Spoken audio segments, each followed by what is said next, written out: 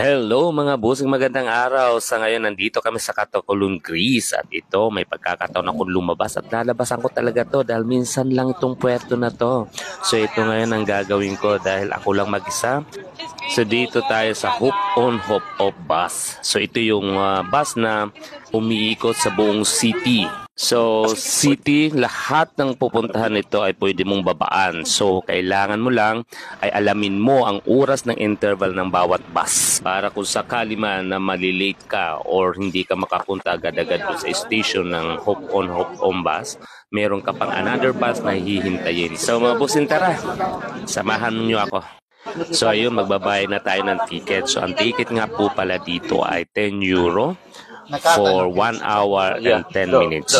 So guys, ito, aakit tayo sa taas kasi doon yung medyo maganda yung spot pag nagbi-video tayo.